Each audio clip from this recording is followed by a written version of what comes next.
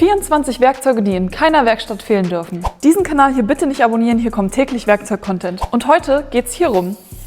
Das Maßband. Ohne Messen kein Bauen, egal ob Möbel, Wände, Zuschnitte oder Abstände. Also ein gutes Maßband mit 3 bis 5 Meter Länge reicht eigentlich für die meisten Anwendungen komplett aus. Und die bekommt man meistens schon so ab 5 bis 15 Euro. Achte auf jeden Fall auf eine gute Federung, so einen Clip hier und auf eine Einrastfunktion.